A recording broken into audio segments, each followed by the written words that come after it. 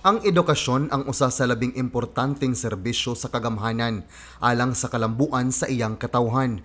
Busa karong hapit na mobalik sa face-to-face classes ang mga tungaan, gibalik na usab sa Kapitulyo sa Sugbo ang pagpang-apod-apod og libreng school supplies alang sa mga kabataang tinun-an sa tanang public school sa probinsya. Niadtong Setyembre 29, nangunay gayod og apod-apod sa school supplies si Gobernador Gwen Garcia sa lungsod sa Dumanhog.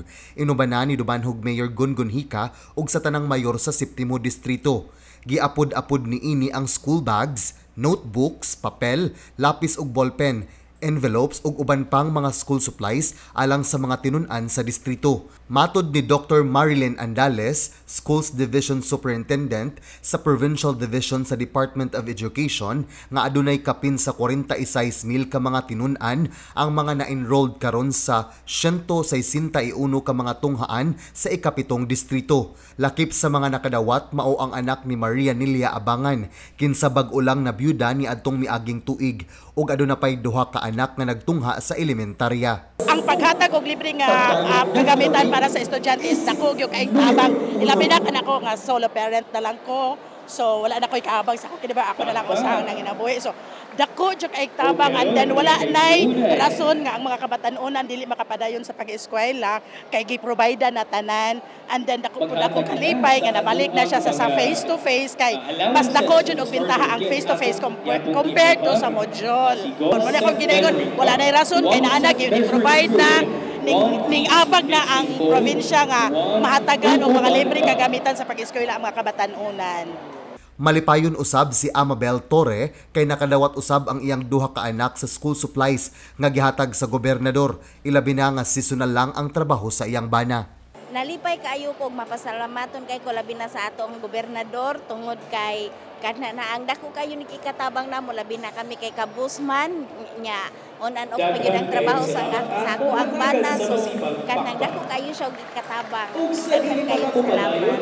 Para nako gud mas maayo gyud nga mag face to face tungod kay kana na ang ma-focus jud sa bata ang iyang kanang pag-eskwela, whereas gud kung kami kung mag-modular kaming mga ginikanan dili magyud mi kana na ang teacher gyud, so dili gyud na mo mainsakto gyud og tudlo ang among mga bata. Sarong gagawin eskwela. Thankful ko nga nakadawat ko ning school supply. Magtinarog eskwela. Mangingkamot og maayo para makahumag eskwela. Nagproblema sad sa kwarta, so ma-blessing gyapon nga nakatagag school supply. I am so very happy and overwhelmed knowing that I received this gift from Gwendolyn Garcia, and I promise nga magtinarog og eskwela to be successful someday. Na anak ko'y magamit sa eskwelahan. Daghang salamat ko.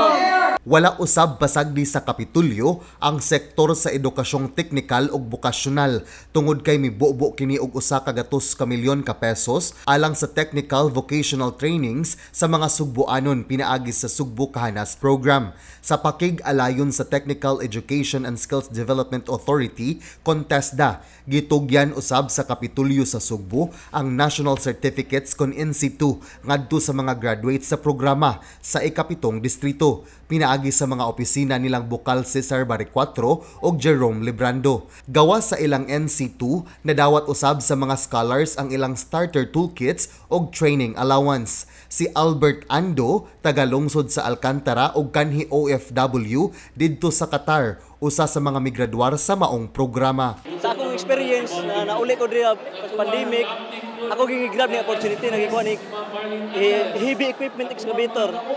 Kay tungod usa siya sa pinaka-demand sa laing nasod. Bonus, tako pa siya offer.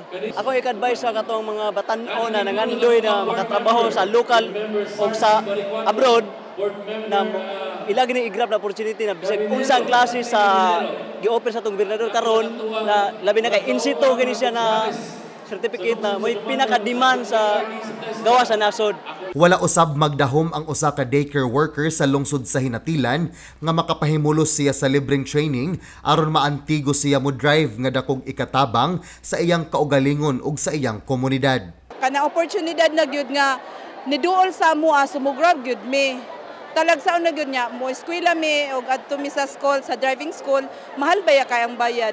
Nya nana baya gi-offer na baya sa amo ang kanang munisipyo.